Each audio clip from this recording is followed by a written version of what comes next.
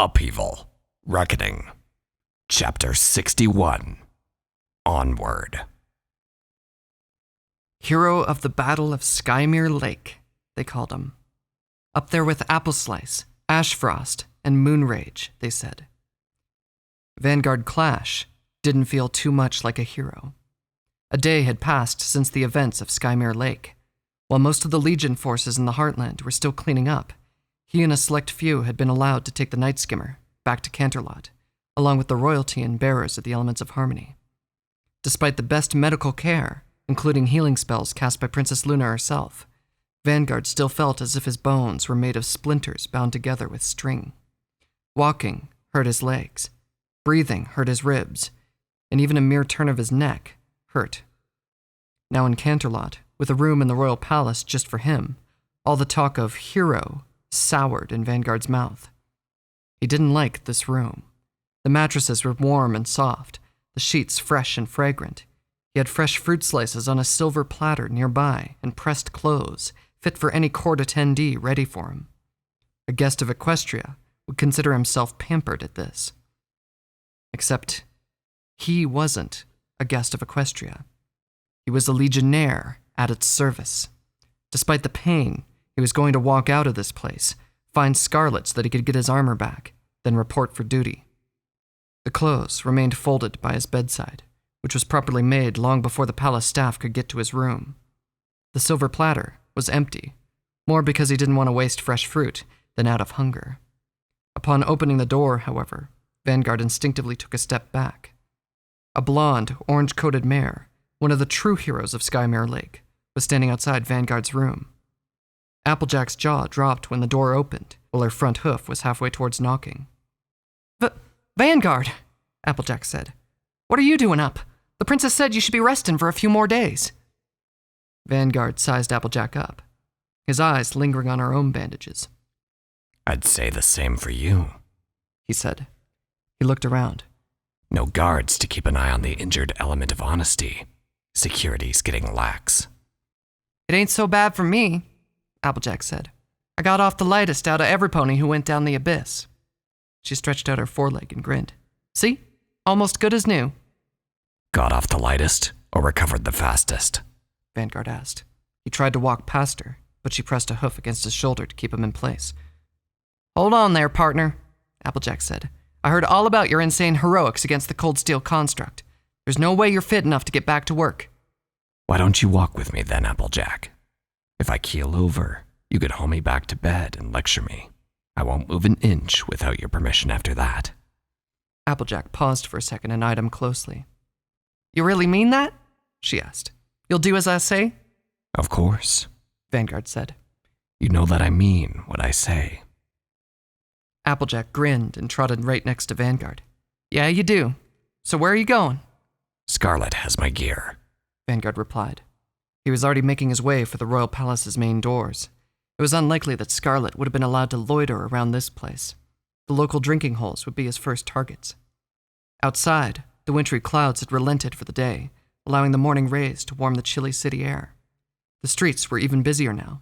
Supplies and personnel were still constantly on the move, tending to the still returning forces from Skymere Lake. The influx of changeling refugees had also given the city an air of tension.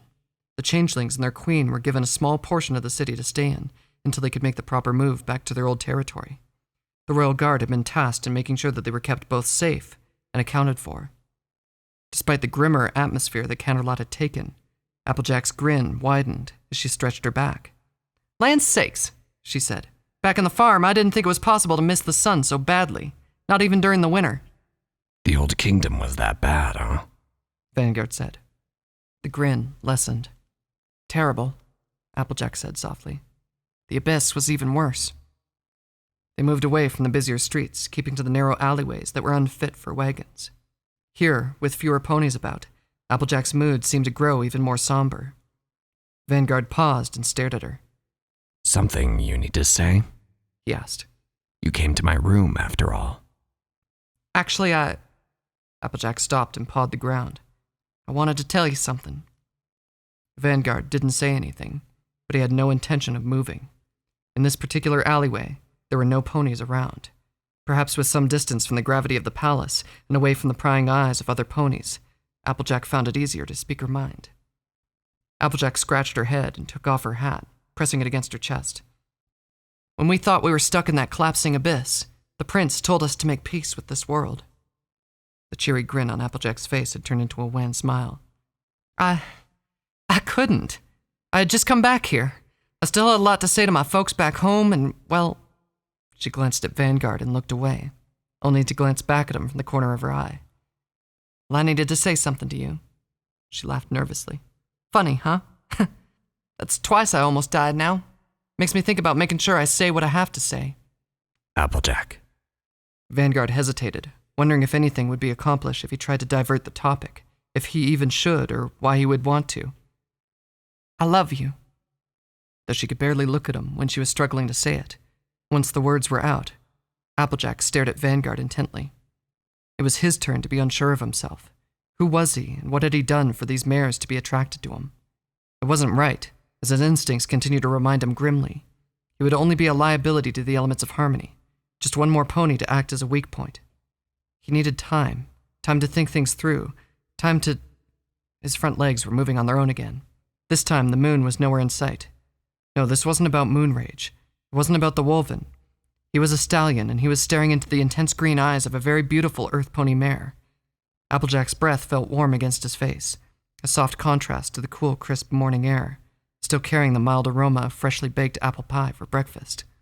She smelled of fragrant soap, with a slight musky tinge, a clean, honest scent, no sting from perfume that he often encountered among Canterlot's citizens. Just feelings, he reminded himself. And those feelings were clearly making themselves known despite all of Vanguard's careful control. Applejack must have noticed. She drew closer hesitantly, her mouth slightly open, seemingly aware that she was having an effect on him. Applejack, Vanguard said. Huh? Applejack all but mumbled, her voice low and husky, her eyes half-lidded. Vanguard put a hoof on her shoulder to both hold her steady and at a distance. We'll be parting ways soon, was what he wanted to say. It was true.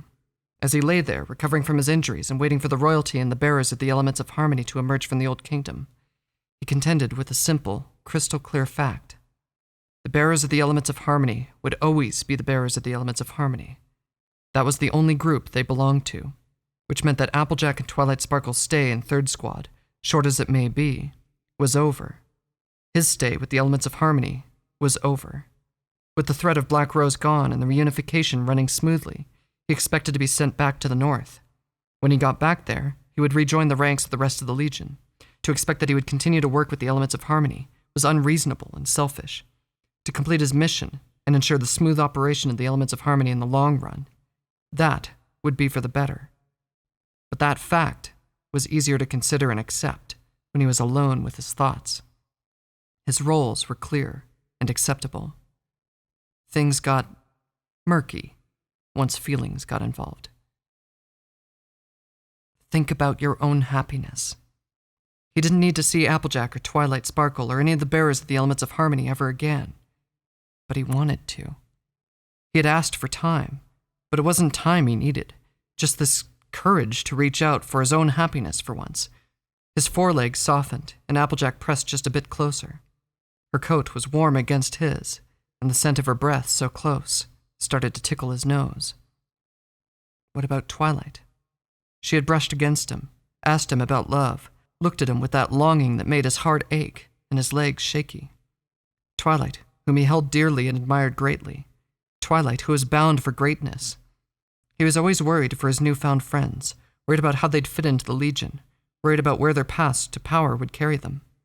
He worried for Twilight most of all, and all those other things he felt for her, admiration and concern alike, overpowered love. But Applejack was a calming, reassuring presence. Applejack who he had worked next to with ease. Applejack who didn't feel out of place sitting next to him by a campfire, or a bar, or in a fight. She called him partner. She probably used that word for any friend. He wasn't as free with the word. For her, though, I love you too. His face was but a few inches from hers when he said that.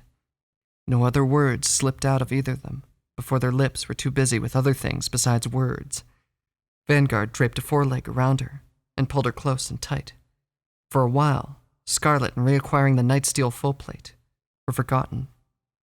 Only one small thought nagged from the farthest corners of Vanguard's mind, like a stubborn little itch that would return with a vengeance later. He had to tell Twilight. When some of the Legion forces sent to Skymere Lake returned to the capital, Canterlot Hospital finally experienced first hoof the monstrous things that the Legion dealt with. The worst of the injured were flown in on airships. The Legion medics and the Heartland doctors they were working with soon found themselves flooded. The constructs of the Old Kingdom were not simply designed to kill. They were designed to inspire terror and reverence in both their enemies and allies alike. Their tools were menacing and inflicted gruesome wounds and horrifying deaths. A construct did not just kill, it made examples of. It showed to all what happened to those who denied Oceanus. To Sable Steel, locked away in her own special hospital room, all of it sounded a lot like the Blades. And just like the Blades, the constructs would have likely done a lot worse to the Legion if they were streamlined for efficiency. She snorted. Old Kingdom or Black Moon Blades, fanatics often followed the same roads, and they all ended in the same ruin once their cause disappeared. And I'm no different, Sable Steel thought. She sat up and glanced at her room for a second before refocusing on her forelegs. They had stripped her of her gear to, quote, treat her wounds. Of course, the Legionnaires that carried them away handled them as if they were live, extremely pissed vipers. They should. The only door was locked from the outside, and the windows were barred. The room itself was bare, save for a small table that held a tray of untouched food and water. This was more dungeon cell than hospital room. That was to be expected too. They didn't have to. Her blades were broken. The greatest pony in the world was gone. The other Thorns were likely in rooms similar to this one, except for Blue Moon, of course. He likely had a cushy office to himself.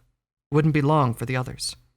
Lion was an expert when it came to worming his way to favorable positions. He could talk his way through the suspicion. He hadn't done anything too terrible, at least none that could be linked to him. He could sell his skills and find new opportunities without trouble. Longstride was a bow with a fleshy pony-shaped attachment to fire it for the wielder. Putting him to work now would be as easy as a living Legionnaire picking up the weapons of a dead Legionnaire next to him. As for Octavia, well, Octavia was a Heartlander, obviously manipulated by Black Rose with unfulfilled promises. Maybe they'll just send her home. Maybe they'll put her to work using the same promises Black Rose made. The Thorns were done. The Legion wouldn't trust them as a group. They'll be made into individual agents or subsumed into other groups. And as for Sable Steel, I'm alone again. The darkened bareness of this room was the same as the old family storehouse, the same as the tomb she laid her grandfather in, the same as the abyss. This bare room that held nothing and no pony. I'm alone again, Sable Steel whispered. Her shoulders quivered uncontrollably. She failed to stifle a sob. The blankets, still covering her hind legs, moistened with tears. Once more adrift. Once more without a group, and a cause she could call her own. She didn't want to face this again. She didn't want to go through that bleak, numb search all over again. The door creaked. In an instant, Sable had wiped away the tears. If her breath wouldn't steady, she was going to hold it until it did. Her ears perked, and her eyes narrowed. Hello, Princess Luna said as she closed the door behind her. The Legionnaires outside continued to stare into the room until the door shut on them. Moon Princess, Sable Steel hissed. We're done. My name is Luna, and no, we're not done here. Sable Steel snorted. At least some of the despair had seeped back into the darker recesses of her mind for now. So the Legion has decided to torture me after all, she said. What do you want from me, Princess Luna? Seeing no chair anywhere, Luna took to sitting on the floor. To the point, she said. You are a capable ally, Sable Steel. Brave, strong, fast, and dedicated. I would like you to come into my service. Do you need me to spit on you again, Princess Luna? Sable Steel asked. I would much rather you didn't. Sable Steel flung the blanket away. Why would I stoop to working for you? She asked. I have served the greatest pony in Equestria, a mare who's had the nation's interest from beginning to end. She snorted again. You tried to kill my ancestors because they didn't pat your back hard enough. Black Rose is dead, Luna said, her voice steely. We must rescue her soul, but she has gone from this world. Nightmare Moon is also gone. So are the Starlight Sentinels, the Black Moon Blades, and a great many others. Her tone softened as Sable Steel's jaw clenched. I am not the greatest pony in Equestria. You are not what I envisioned what the Starlight Sentinels would be. But you and I, we're still here. Luna let out a sigh and glanced away briefly. Sable Steel relaxed a bit and sat back. Her heart was still pounding from the sudden rage and constant tension, but she was more curious now than sad or angry. She breathed in slowly and closed her eyes in an effort to get the puffiness down. She had sacrificed enough dignity to the Moon Princess as it is. Neither of us is what we had hoped we would have, but we are the present, and we have only onward to move, Luna went on. We can never get back to what we have lost in this world, but we can gain other things. Through you, I shall accomplish what I failed with in the Starlight Sentinels. Through me, you shall take that next step that your grandfather and Black Rose had meant for you to. Will you join my service? It took a long moment of silence, but a single eye, as blue as clear summer sky, looked at the princess. It was late afternoon by the time Twilight Sparkle felt strong enough to get up and walk the palace. The others were still resting, most of them anyway. Applejack was not in her room. The nearby guards said she had walked out of there in the morning and hadn't come back. Rainbow Dash had apparently tried to follow suit after Applejack left. When the guards found her nearly collapsed in one hallway, they put her back in her room with threats of tying her to the bed and locking her there. Fluttershy's room was the busiest, with several doctors and unicorn magi, including Blue Moon, taking a better look at her ruined eye. She didn't seem to mind. That dark presence about her during the stay in the Abyss seemed to have either retreated or was contented to stay silent. Rarity was enjoying the pampering from the palace staff. Delicacies were being delivered to her room, along with a masseuse, fresh flowers, and various beverages. As for Pinkie Pie, she dozed through the day, her snores audible behind the closed doors of her room. A pony calling himself Coppermane had arrived earlier, but left when he saw how exhausted Pinkie was. Twilight made her way towards the audience hall. She had tried to rest up some more, knowing that she needed all her strength soon enough, but the need to know what was going to happen next only left her tossing and turning. The audience hall was surprisingly empty. Twilight had expected a long line of nobles still presenting their complaints to the princess. Perhaps the sight of the injured making their way to Canterlot had pulled the city together into a united effort. Major issues had been settled earlier in the day, and the minor ones were set aside. Perhaps no pony dared to ask for an audience when they saw the heavily wounded Princess Celestia and Princess Luna. If there were no audiences, Twilight had a good idea of where the princess might spend the rest of the day. She made her way towards Princess Celestia's favorite balcony. On the tallest tower of the royal palace, facing the east, Celestia could spend hours just looking at the horizon. There were guards stationed along the way.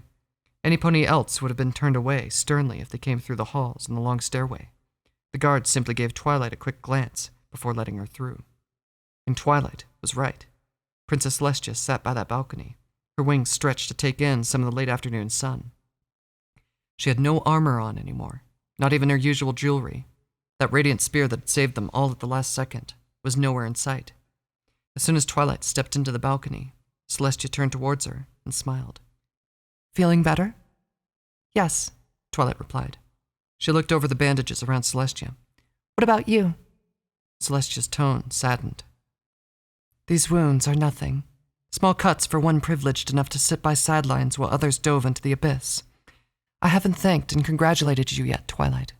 Thank you for saving my brother and stopping the threat of both the Old Kingdom and the Firstborn's throne. You have come so far in such a short time. I wasn't alone, Twilight said with a shake of her head. It took every pony's power to save Equestria. We wouldn't have made it out if it wasn't for you. Not me, Celestia said. She stared off at a distance. It was my father's will that pulled you from the collapsing abyss. She glanced at her chest, at the spot where she had been stabbed by a void knife. And there were other sacrifices, too. Princess, Twilight hesitated. Should she insist that Celestia had also done her part?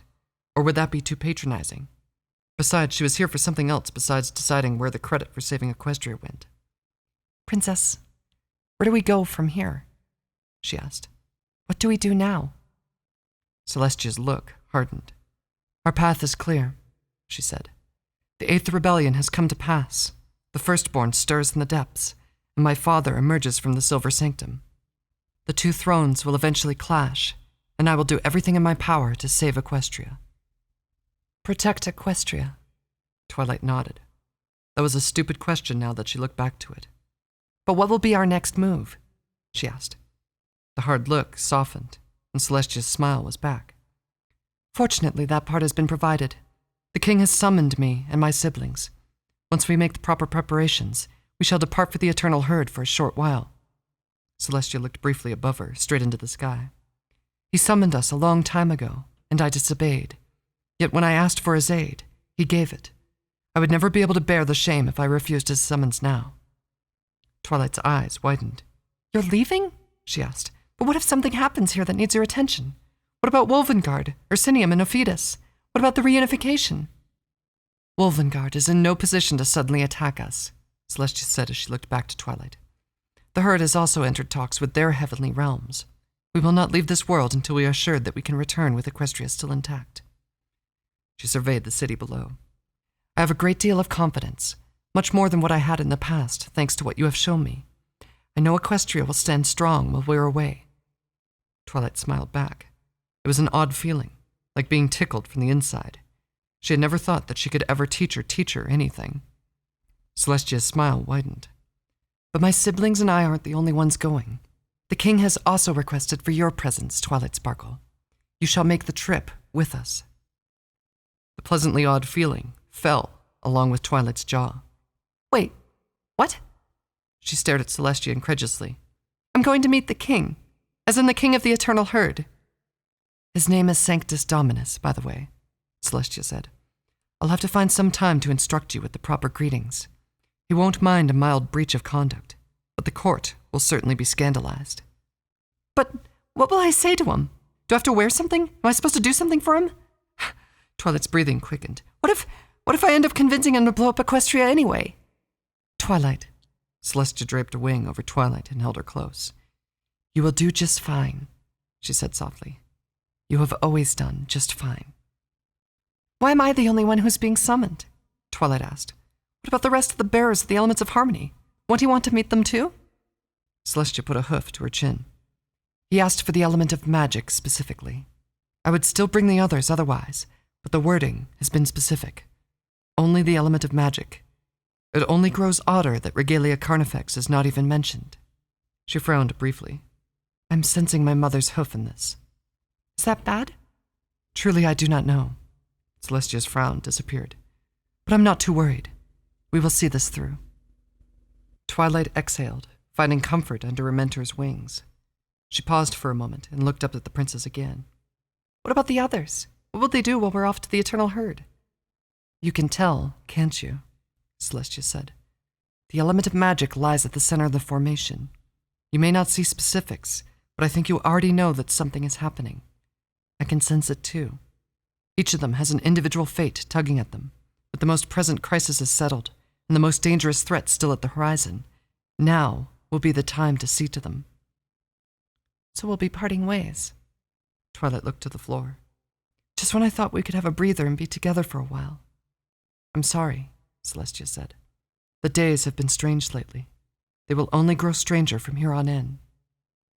Twilight shook her head. No, I understand, she said. Fighting the 6 companions taught me that more than ever. I believe in each of my friends. When I return, I know they will be there, stronger than ever. Both teacher and student stared out at the horizon as Celestia willed the sun to set behind them. It was only beginning to get dark, but on this spot, they already anticipated the new day.